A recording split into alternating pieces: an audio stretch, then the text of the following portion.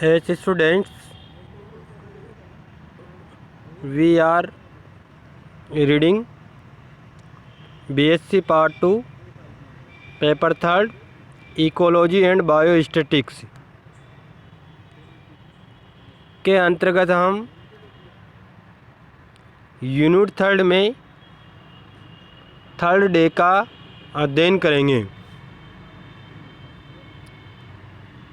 आप सब इसके लिए तैयार होंगे और बराबर पीडीएफ को भी देखें और वीडियो को भी सुनें। नोट्स पीडीएफ से तैयार होते जाएंगे।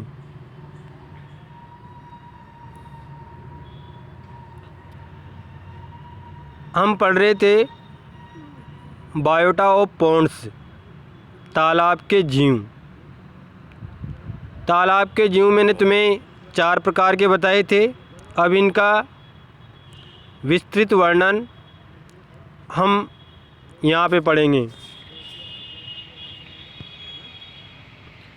पशुता उत्पादक, प्रोड्यूसर। तालाब में पाए जाने वाले प्रोड्यूसर उत्पादक 4 प्रकार के होते हैं। कौन कौन से? Phytoplanktons, floating plants, submerged plant, rooted plant. पहले थे फाइटोप्लैंक्टन्स। फाइटोप्लैंक्टन्स में एग्जाम्पल है Navicula, Richterella, Anabaena, Asterionella, Nitzschia, Closterium, स्कैंड्रम, Fragilaria, Microcystis, Eudorina, Volvox, Euglena, Ceratium, Chlamydomonas. Floating plant से Eichhornia, Wolffia, Pistia, Lemna.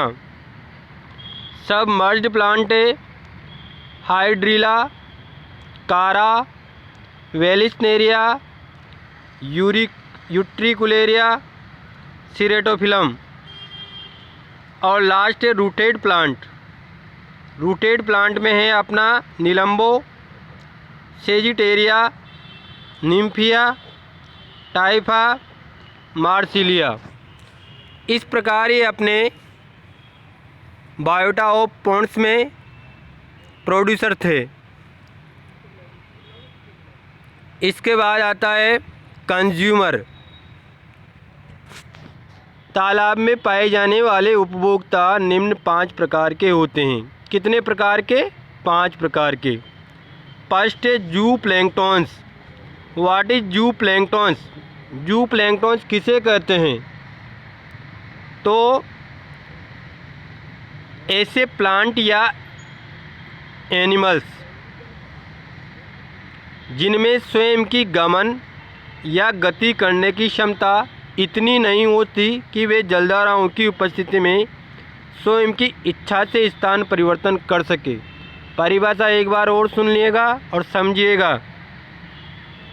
Planktons, plankton शब्द आ जाए तो तुम्हें समझना होगा ऐसे एनिमल्स या प्लांट्स जिनमें स्वयं की गमन या गति करने की क्षमता इतनी नहीं होती कि वे जल की धाराओं की उपस्थिति में स्वयं की इच्छा से स्थान परिवर्तन कर सके। मतलब मैं आपको बताऊंगा कि इनके अंदर इतनी क्षमता नहीं होती कि जल की धाराओं की तुलना में ये विरोध उत्पन्न कर सके या अपनी इच्छा से स्थान परिवर्तन कर सके।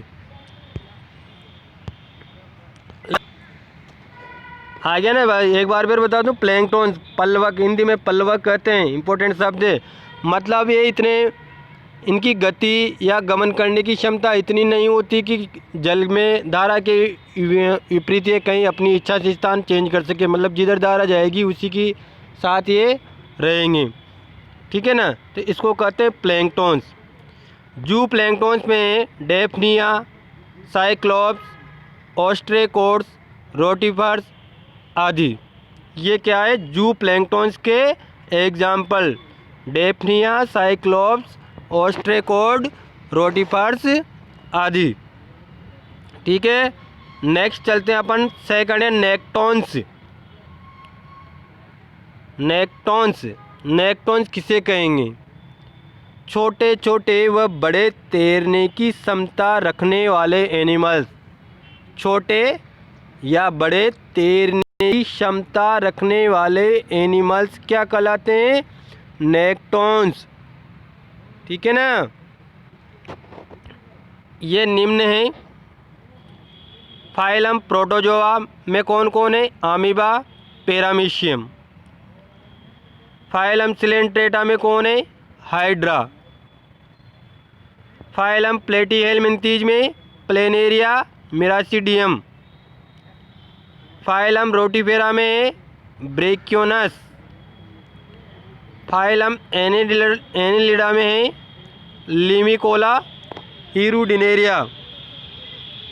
फाइलम आर्थ्रोपोडा में डेफनिया, साइक्लोप्स, निम्फोफ्लाई या केडिस फ्लाई, नोपा, बेलेस्टोमा, साइबिस्टर। फाइलम मोलस्क में लेमिलिंडेंस, लिमनिया, प्लेनेरियन, पाइला। इधर कोर्डेटा के अंतर्गत क्लास फिशीज में है catla, tilapia, Saccobranchus, Ophiocephalus, Clarias. Class Amphibia में फ्रॉग, टेडपोल्स। क्लास रेप्टिलिया में नेट्रिक्स, टर्टल्स।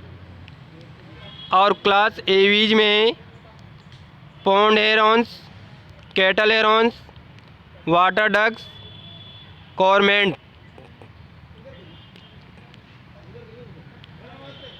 इस प्रकार ये अपने नेक्टॉन्स हैं।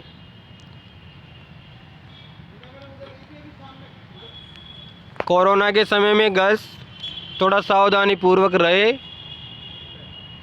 और भीड़ भाड़ वाली जगह पे मास्क का उपयोग करें। हाँ, क्योंकि कोरोना की देन है कि आज हम ऑनलाइन क्लास कर रहे हैं, तो जिसकी वजह से आज हम ये क्लास ले रहे हैं उससे सावधानी से रहना ज़रूरी है। नेक्स्ट है न्यूट्रॉन। न्यूट्रॉन किसे कहेंगे? पॉन्ड सरफेस पर, मतलब तालाब की सतह, ऊपर की सतह पर वायु व जल के मिश्रित वातावरण में रहने वाले एनिमल्स इस वर्ग में आते हैं। मतलब जो जल में तो है ही से, लेकिन ऊपर की सतह पर आधे ऊपर रहते हैं, तो वो वायु के कांटेक्ट में भी है और वह जल के कांटेक्ट में भी है। तो वायु व जल के मिश्रित एनवायरमेंटल में रहने वाले एनिमल्स इस वर्ग में आते हैं। किसमें? न्यूट्रॉन्स। प्लावित होने के कारण ये सतह पर दृष्टिगोचर होते रहते हैं। इसके एग्जाम्पल है जलीय मकड़ी, जलीय गुब्रिले या भंवरे, अनेक प्रकार की मछलियाँ, मेंढक, सेलामेंडर, कछुए, जलीय सर्प आदि। न्यूट्रॉन्स भी दो प्रकार के हैं, एपीन्यूट्रॉन, हाइपोन्यूट्रॉन्स। पहले एपीन्यूट्रॉन्स, जो एनिमल सतही जल में निवास कर वहीं अधिकांश जीवन व्यतीत करते हैं।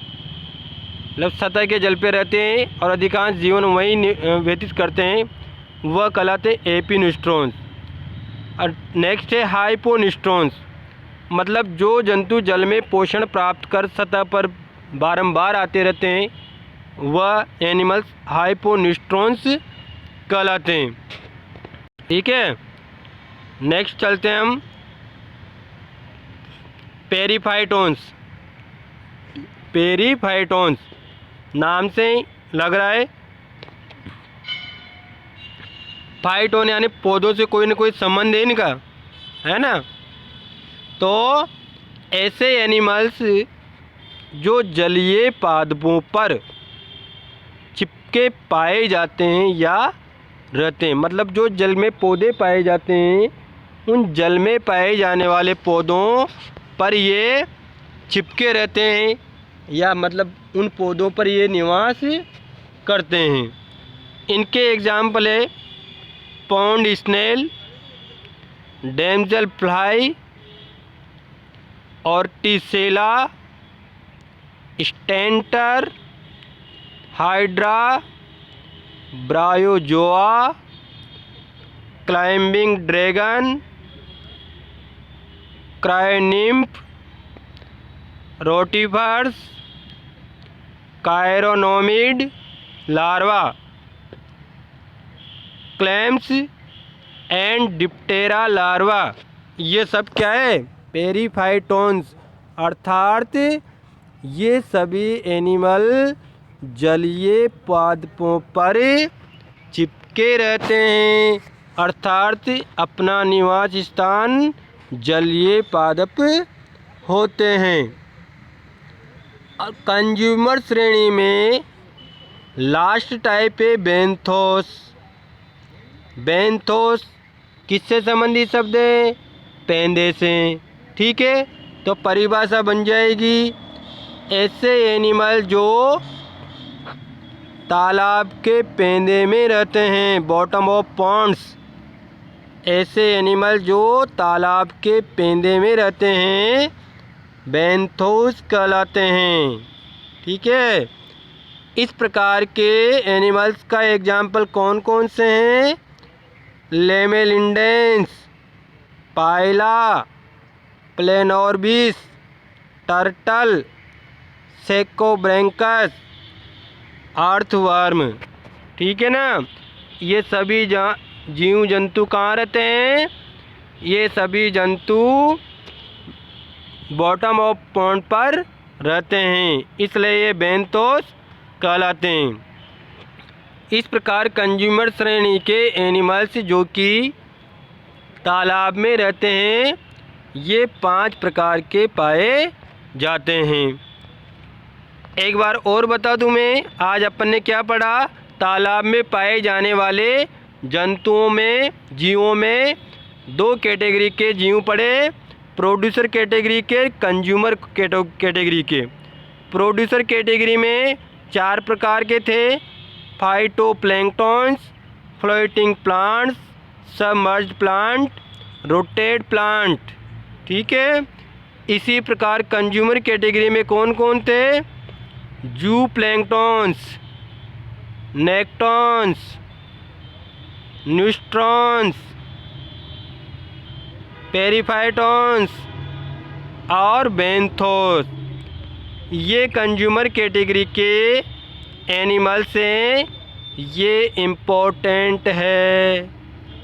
प्लैंक्टन्स की डेफिनेशन पूछी जा सकती है, नेक्टॉन्स की डेफिनेशन पूछी जा सकती है, न्यूस्ट्रॉन्स के बारे में भी पूछा जा सकता है और बेंथोस के बारे में पूछा जा सकता है।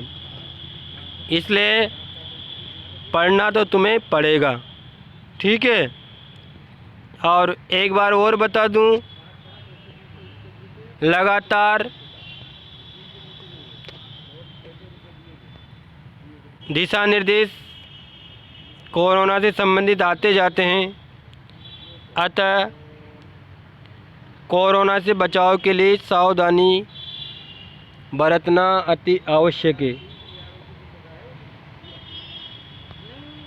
ठीक है, नेक्स्ट चैप्टर हम आने वाले टाइम पे पढ़ेंगे। धन्यवाद।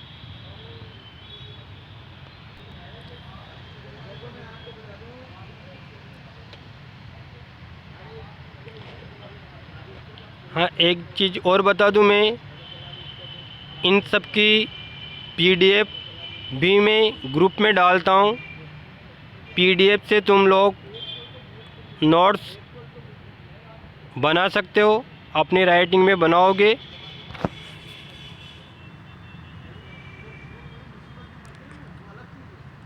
तो और बढ़िया रहेगा। अपनी राइटिंग में समझ में आएगा तुम्हारे पूरा और पढ़ने में भी अच्छा रहेगा। कंप्लीट नोट्स से और इन्हीं में से 100% पेपर बनता है, बनेगा। धन्यवाद।